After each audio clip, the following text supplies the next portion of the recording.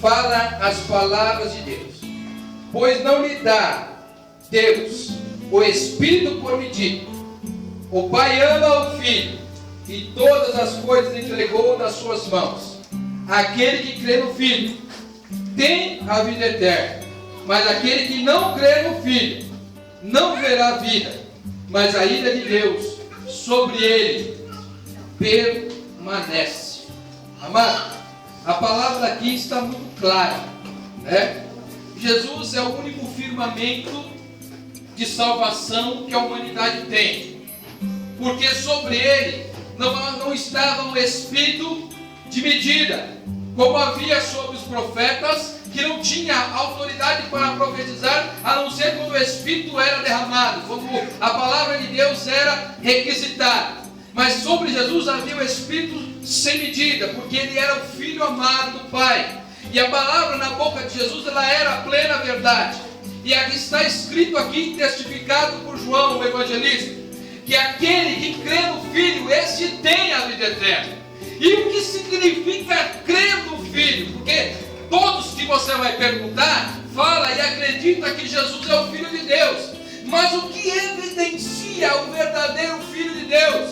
Né? Como nas palavras que o nosso irmão Fernandes trouxe aqui, que não tem como eu ser bom praticando obras más. Não é assim? Se eu acredito no Filho, logo as obras do Filho tem que estar na minha vida de maneira permanente, na minha maneira de falar, na minha maneira de agir, na minha maneira de pensar. As obras do Filho de Deus têm que estar refletidas em mim. É assim? Na minha maneira de julgar, na minha maneira de proceder, essas atitudes, já que eu recebi o Filho, e o Filho não recebeu o Espírito por medida, mas um Espírito sem medida ilimitado, e Jesus disse: eu fui e fiz as obras do meu Pai, porque não vim falar de mim, mas testificar tudo aquilo que o Pai mandou que eu falasse. E se nós também viemos do mesmo Espírito que havia sobre Jesus, as nossas atitudes têm que refletir a glória do Pai. Tudo que eu faço, tudo que eu penso, da maneira que eu ajo, tem que refletir a glória do Pai. Então, se eu digo que conheço a Jesus, eu tenho que andar como Ele andou. Porque senão o meu testemunho, ele não é verdadeiro. Não é assim? Todo aquele João chega a dizer nas suas cartas, quando você vai ler as cartas de João, 1 João, 2 João, 3 João, ele diz assim: aquele que diz que o conhece, né, e não anda como ele andou, é mentiroso, porque o amor do Pai não está nele. Agora, se eu conheci Jesus, tive um encontro com Jesus, e a palavra de Deus testifica isso, todo homem que tem um encontro com Deus verdadeiro, a sua vida muda, se transforma. O pecado, ele continua sendo um pecador, mas a força do pecado já não opera mais nele. O poder do pecado não está mais nele, porque o Filho o vivifica, o Filho testifica, o Filho está ali como o farol, como a luz que mostra a ele o caminho que deve ser seguido. Eu não tenho como dizer que estou com Jesus e não amo meu irmão. Eu não tenho como dizer que sou de Jesus e falo mal do meu irmão. Porque não é o Espírito de Deus esse. Não são as obras de Deus esse. O Espírito de Deus veio para me regenerar. Regenerar quer dizer transformar, mudar. Ele quer dizer tudo aquilo que era torto, ele endireita. Tudo que era imperfeito, ele torna a ser perfeito. Tudo aquilo que era errado passa a ser certo, porque o Espírito tem o poder de transformar. Mas é por minha força? Não. Eu tinha até separado o versículo aqui, mas o horário não permite, mas eu vou ler assim mesmo. Que está em 2 Coríntios capítulo 12, verso 9. Que o apóstolo Paulo fala assim: disse-me, a minha graça te basta, porque o meu poder se aperfeiçoa na fraqueza.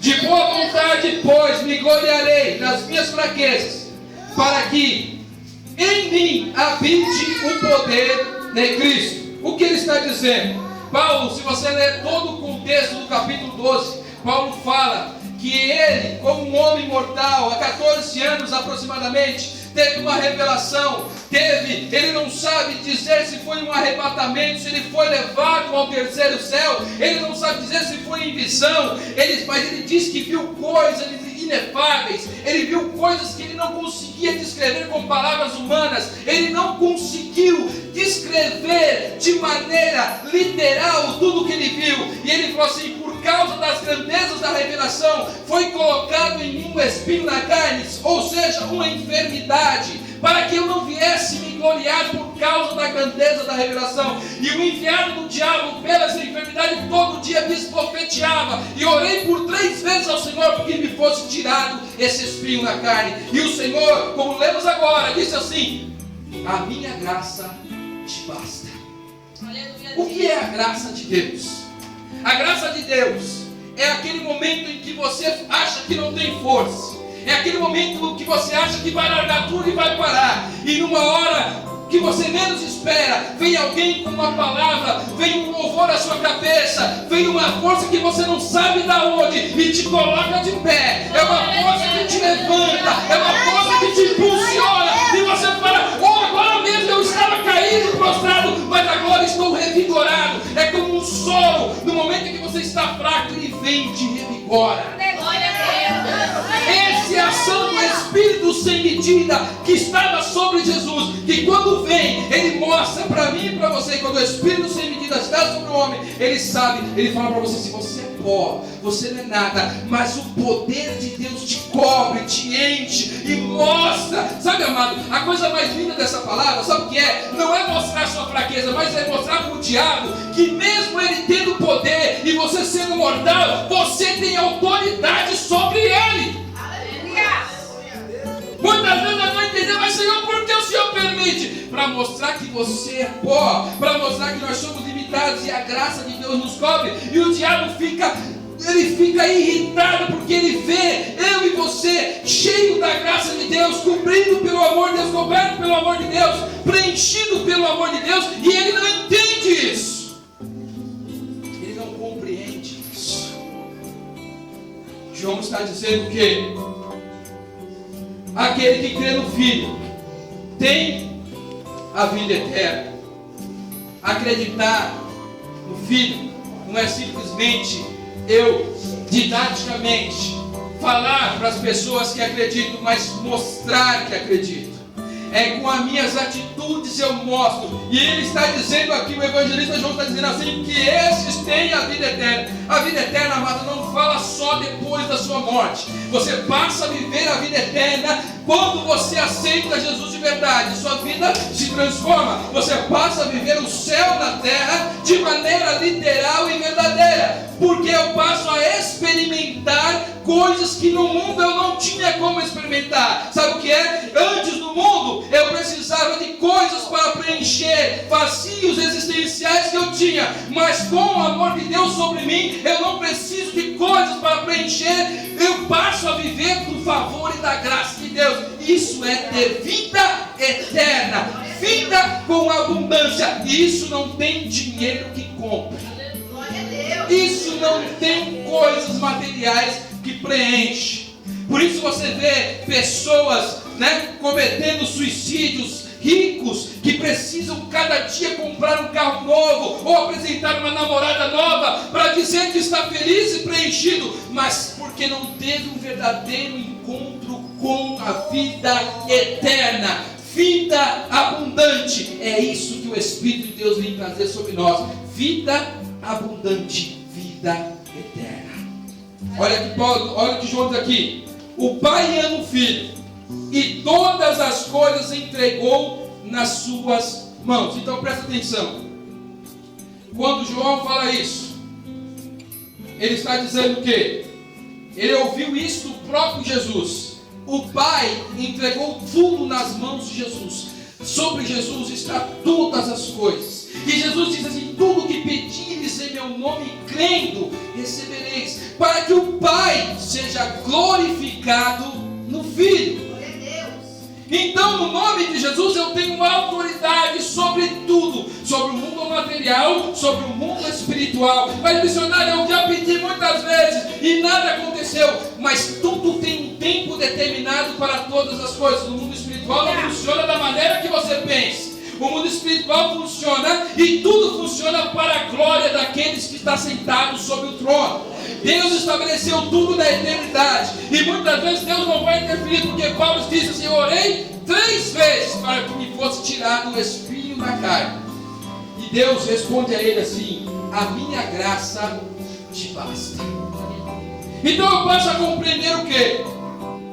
Sobre Jesus está todas as coisas. Tudo está sobre o domínio, sobre a autoridade de Jesus. Ele é o caminho, Ele é a verdade, Ele é a vida. Ele é aquilo que me faz mudar, é aquilo que me traz esperança. Se eu não tiver Jesus, eu estou perdido. Mas o missionário está pregando numa igreja em que todos conhecem Jesus. Todos aparentemente creem em Jesus. É verdade? É verdade. Mas algumas vezes, como o próprio apóstolo fala, que ele orou 3 vezes para que aquilo que ele tanto pediu fosse tirado dele. Não é assim? E muitas vezes nós estamos orando para que Deus faça alguma coisa na nossa vida, clamando e pedindo a Deus para que Deus faça algo na nossa vida, mas não pedimos a Deus aquilo que é realmente a vontade dele na nossa vida. Porque Paulo estava orando para que o espinho fosse tirado, mas Deus disse assim: a minha graça te basta. Estava dizendo assim: eu não vou tirar o espinho, porque esse espinho foi eu mesmo que permiti que colocasse em você, para que você viesse ver o quanto eu te amo, o quanto eu tenho zelo pela tua vida, e para que os outros vejam que mesmo você com essa enfermidade ainda me serve, ainda me ama, ainda está comigo e crê em mim. Isso é o princípio daqueles que são salvos. Porque não importa se você tem um carro importado ou uma casa na praia, você continuará seguindo a Jesus. Não importa se você tem um cheque de R$1 milhão, você ainda vai continuar seguindo a Jesus. Porque tem pessoas que dizem assim: Senhor, eu vou te seguir, não importa a circunstância. Como Pedro disse: Senhor, eu vou contigo até a morte. Jesus disse a ele assim: ainda hoje, Pedro, antes que o galo cante 3 vezes tu me negarás. Sabe o que eu entendo aqui? É que o que nós dizemos daqui não reflete o que sentimos aqui. E a atitude só muda quando nós passamos a entender e sentir aqui, para que sair daqui expresse a verdadeira intenção do coração. Quando eu passo a sentir, quando eu passo a viver, quando eu passo a ter experiências, eu tenho vida eterna. Eu passo a crer verdadeiramente no Filho. Como disse o patriarca Jó, depois que questionado e questionando Deus em todo o seu livro, quando Deus vai e questiona Jó, fala assim: agora eu vou perguntar para você, me responda tudo isso. Se você me responder, eu te direi por que fiz tudo isso. E Deus pergunta a Jó: onde você estava quando eu fiz o firmamento, segurei o mar, disse até onde ele ia? Aonde você estava quando eu peguei as estrelas, criei, cada uma eu chamei pelo nome? Onde você estava? Quando Deus começa a questionar Jó, ele fala assim: Senhor, me perdoe. Mas hoje, ele começa a olhar para as suas chagas, ele começa a olhar para as suas tribulações, para a sua luta, ele começa a entender, ele fala assim: Deus, antes eu te conhecia pelo testemunho dos outros. Eu te conhecia, não ouvi falar. Sabe como que é? Os outros contavam testemunho de vitória, contava isso, contava aquilo. E agora, Deus, eu te conheço porque eu tive uma experiência com o Senhor. Eu vi que apesar de tudo, o Senhor desceu e falou comigo. Apesar de todas as tribulações, de todos me abandonarem, o Senhor parou e veio falar comigo. Isso é a maior experiência que um homem de Deus, uma mulher de Deus pode ter. Não é ouro, nem prata, nem carro, mas é você poder ouvir a voz de Deus dizendo para você: não temas. Meu Pai, eu estou contigo.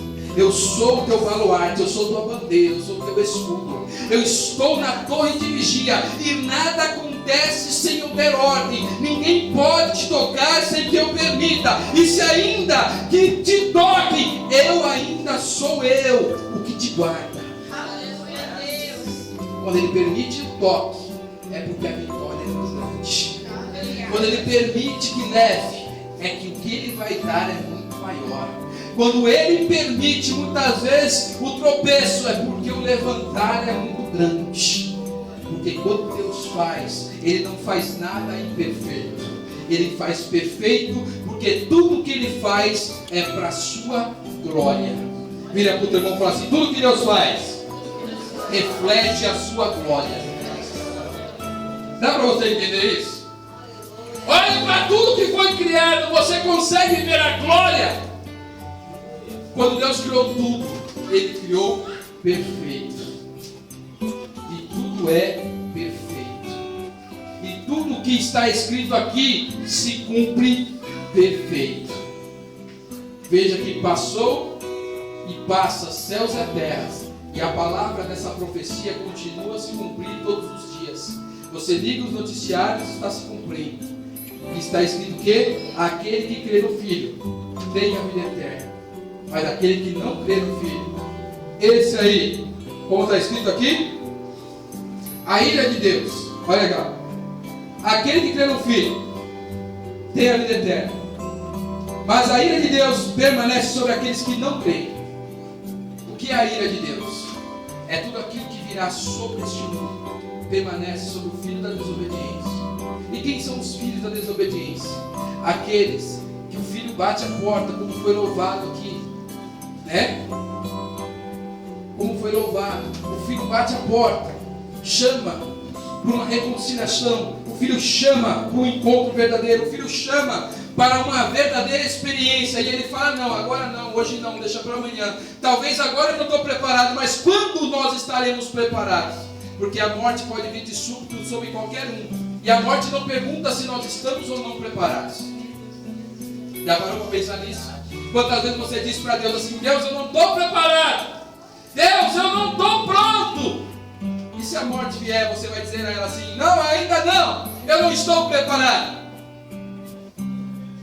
Então nós temos que nos colocar na posição que Deus quer. Aquele que crê no Filho tem a vida eterna, mas aquele que não crê no Filho não verá a vida, mas a ira de Deus permanece sobre ele. Que ira? O pecado, ele traz sobre mim e sobre você consequências. E nessa noite eu quero que você se coloque de pé.